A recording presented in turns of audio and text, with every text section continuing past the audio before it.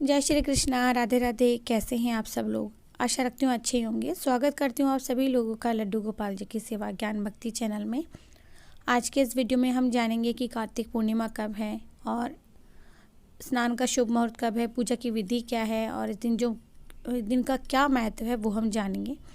तो कार्तिक पूर्णिमा के दिन गंगा स्नान और दान 10 यज्ञों के समान पुण्यकारी से माना गया है। तो दान किया जाता है, दीपदान किया जाता है। शास्त्रों में इसे महापुनीत पर्व कहा गया है। कार्तिक पूर्णिमा अगर भरणी और रोहिणी नक्षत्र में होने से इसका महत्व और बढ़ जाता है। कार्तिक पूर्णिमा के दिन ही देव दीपावली भी मनाई जाती है, ठीक है, काशी में। तो कार्तिक मास के शुक्ल पक्ष में आने वाली पूर्णिमा कार्तिक पूर्णिमा कहलाती है और इस दिन गंगा स्नान, दीपदान, यज्ञ और ईश्वर की उपासना की जाती है। इस दिन किए जाने वाले दान पुण्य समेत कई धार्मिक कार्य विशेष फलदायी होते हैं। मान्यता ये भी है कि कार्तिक पूर्णिमा की संध्या पर भगवान विष्णु का मत्स्य अवतार हुआ था। एक अन्य मान्यता के अनुसार अगर देखते हैं तो कार्तिक पूर्णिमा के दिन महादेव ने त्रिपुरासुर की जो राक्षस था त्रिपुरासुर नामक, उसका वध किया था। तो इसलिए इसे त्रिपुरी पूर्णिमा भी कहते हैं। इस बार कार्तिक पूर्णिमा 29-30 नवंबर दोनों को है, ठीक है। तो कार्तिक पूर्णिमा की जो व्रत की पूजा विधि है वो देखिए। पूर्णिमा के दिन सुबह में आपको जल्दी उठना है। अगर आपके आसपास कोई कुंड है, सरोवर है, नदी है, तालाब है पवित्र, आप वहाँ स्नान करें, बहुत ही शुभ माना जाता है। अगर नहीं है तो पानी में गंगा जल डालकर आप घर में भी स्नान कर सकते हैं। स्नान के बाद में आप राधा कृष्ण का पूजन करें, दीपदान करें, क्योंकि मान्यता है कि अगर गाय, हाथी, घोड़ा, रथ और घी का दान अगर हम करते हैं तो उससे संपत्ति बढ़ती है, तो आप वो भी कर सकते हैं। और पहले के ज़माने में ये दान बहुत ही मान्य रखते थे और किए भी जाते थे, पर आप अभी जानते हैं कि इस समय ये दान, तो इस दान को करने का मतलब ये नहीं होता कि आप घोड़ा, रथ, हाथी और घी ये सब दान ऐसे करें। इसके निमित्त हम जो राशि भेंट करना चाहते हैं मंदिर में कहीं पर भी, वो आप कर सकते हैं, ठीक है, वो कहा जाता है दान। तो कार्तिक पूर्णिमा का व्रत अगर आप रख रहे हैं या आप कार्तिक पूर्णिमा का आपने स्नान किया है तो आपको इस दिन हवन ज़रूर करना चाहिए और ज़रूरतमंद को खाना खिलाएं, खाना भी दें आप, क्योंकि यही जो दान होता है ये महत्वपूर्ण होता है। कार्तिक पूर्णिमा के दिन गंगा स्नान और दान करना 10 यज्ञों के समान पुण्यकारी माना जाता है। तो शास्त्रों में इसे महापुनीत पर्व भी कहा गया है और कृतिका नक्षत्र में पड़ जाने पर इसे महाकार्तिकी कहा जाता है। तो कार्तिक पूर्णिमा अगर भरणी और रोहिणी नक्षत्र में हो तो इसका महत्व और बढ़ जाता है। कार्तिक पूर्णिमा के दिन ही देव दीपावली भी मनाई जाती है, यानी कि हमारे देव दीपावली मनाते हैं। तो कार्तिक पूर्णिमा का जो शुभ मुहूर्त है वो है, कार्तिक पूर्णिमा की तिथि कब से शुरू हो रही है? 30 नवंबर को।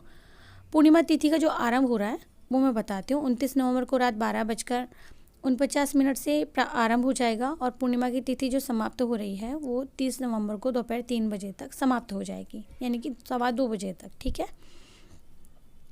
तो आप सभी जानते हैं कि धार्मिक मान्यता के अनुसार कार्तिक पूर्णिमा की तिथि पर भगवान शिव ने त्रिपुरासुर का वध किया था और जिससे देवगण बड़े प्रसन्न हुए थे और भगवान विष्णु ने शिव जी को त्रिपुरारी नाम भी दिया था। तो शिव के अनेक नामों में से एक ये नाम भी है। तो त्रिपुरासुर के वध होने की खुशी में सभी देवता स्वर्गलोक में उतरकर काशी में दीपावली मनाते हैं। कार्तिक पूर्णिमा का महत्व महाभारत से भी बहुत जुड़ा हुआ है, क्योंकि कथा के अनुसार जब कौरवों और पांडवों के बीच में महाभारत का युद्ध समाप्त हुआ तब पांडव इस बात को लेकर बड़े ही परेशान थे और दुखी थे कि युद्ध में उनके सगे संबंधियों की मृत्यु हो गई है। तो असमय मृत्यु के कारण वे सोचने लगे कि इनकी आत्मा को शांति कैसे मिलेगी। तब भगवान श्री कृष्ण ने पांडवों की चिंता को दूर करने के लिए कार्तिक शुक्ल पक्ष की अष्टमी से लेकर कार्तिक पूर्णिमा तक पितरों की आत्मा तृप्ति के लिए तर्पण और दीपदान करने के लिए कहा था। तभी से कार्तिक पूर्णिमा पर गंगा स्नान और दीपदान का महत्व बढ़ गया है और उनकी आत्मा की तृप्ति के लिए तर्पण और दीपदान करने को श्री कृष्ण जी ने बताया था। तभी से कार्तिक पूर्णिमा पर गंगा स्नान और पितरों को तर्पण देने के लिए इस तिथि का महत्व बताया गया है। तो पुराणों के अनुसार कार्तिक पूर्णिमा की तिथि पर भी भगवान विष्णु ने धर्म वेदों की रक्षा के लिए मत्स्य अवतार भी धारण किया था, जैसा कि मैंने थोड़ी देर पहले बताया। इसी तरह से कार्तिक पूर्णिमा की तिथि पर ही भगवान विष्णु ने धर्म वेदों की रक्षा की, मत्स्य अवतार लिया। और एकादशी पर भगवान विष्णु के जागने पर देवी तुलसी का विवाह होता है, ये आप सभी जानते हैं। और जो भगवान विष्णु का जो स्वरूप है, शालिग्राम स्वरूप, उससे हुआ था। तो भगवान विष्णु के बैकुंठ धाम में आगमन और तुलसी संग विवाह के बाद में कार्तिक पूर्णिमा के दिन पुण्य लाभ अधिक बढ़ जाता है और स्थिति का विशेष जो महत्व होता है वो भी बढ़ जाता है। तो कार्तिक पूर्णिमा के दिन ही सिख धर्म के जो पहले गुरु थे, गुरु नानक देव, उनका भी जन्म हुआ था। ये महीना और ये कार्तिक पूर्णिमा कितना महत्व रखते हैं वो देखिए आप। तो इस दिन गुरुद्वारों में भी बहुत ही विशेष लंगर आयोजन किया जाता है, वहाँ भी पूजा होती है। अब देखिए कार्तिक पूर्णिमा की पूजा विधि क्या है वो देख लीजिए। ज़्यादा बड़ा मैं वीडियो नहीं बना रही हूँ। सुबह में आपको उठना है, सूर्योदय से पहले उठ करके पवित्र नदी में स्नान नहीं कर सकते, घर में ही गंगा जल से स्नान करें। सभी कार्यों से आप निवृत्त हो जाएं। फिर इसके बाद में आपको क्या करना है कि आपको दीपदान करना है। सुबह में भी दीपदान होता है, शाम को भी दीपदान होता है, ठीक है। आप चाहें आप घर में ही गंगा जल मिलाकर स्नान कर लेंगे, घर में भी गंगा जल की छींटे लगा कर पवित्र करें। रात के समय आपको क्या करना है, विधि विधान से आपको भगवान विष्णु और माँ लक्ष्मी जी की पूजा करनी है। सत्यनारायण की कथा पढ़नी चाहिए उस दिन, वो पढ़े। भगवान विष्णु और माँ लक्ष्मी जी की आरती करें पूर्ण विधि विधान से। उनकी पूजा पाठ करने के बाद में आप आरती करके फिर चंद्रमा को अर्घ्य दें। घर के अंदर और बाहर दोनों जगह आप दीपदान करें, दीपक जलाएं। घर के सभी सदस्यों में प्रसाद भी वितरण करें जो आपने बनाया है। और इस दिन दान करना बहुत शुभ माना गया है।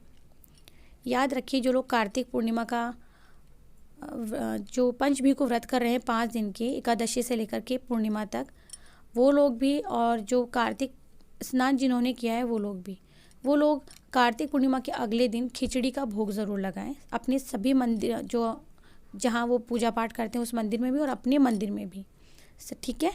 और किसी भी ब्राह्मण को या जो को गरीब व्यक्ति, निर्धन व्यक्ति, आप उसको भोजन करवा सकते हैं। यथाशक्ति आप दान और भेंट उसे दे सकते हैं, विदा कर सकते हैं। और आप सभी जानते हैं कि दीपदान कार्तिक पूर्णिमा के दिन तो विशेष किया जाता है। अच्छा, ये कार्तिक पूर्णिमा की कथा है। आपके पास अगर किताब हो, बुक हो, वो ज़रूर से पढ़ें। कार्तिक पूर्णिमा के अगले दिन आप चिड़ा चिड़ी की कहानी सुनें और खिचड़ी बनाकर भोग लगाएं अपने पूरे मंदिर में। इस तरह से आप विदाई दें पूर्णिमा को। अगर आपको इस सब्जेक्ट में कुछ भी पूछना है तो आप मुझे कमेंट कर सकते हैं। कार्तिक पूर्णिमा की जो कथा है मैं आपको नेक्स्ट वीडियो में सुना दूँगी। और बस वही, वीडियो अच्छा लगे तो प्लीज़ ज़रूर से लाइक कीजिएगा, चैनल को सब्सक्राइब कीजिएगा, फ्रेंड्स फैमिली में ज़रूर से शेयर कीजिएगा। कार्तिक पूर्णिमा के दिन जो चिड़ा चिड़ी की कहानी सुनी जाती है वो भी आपको बुक में मिल जाएगी। आप बुक में देख लीजिए अगर आपके पास कथा की बुक हो। तो मिलती हूँ नेक्स्ट वीडियो में। जय श्री कृष्णा, राधे राधे।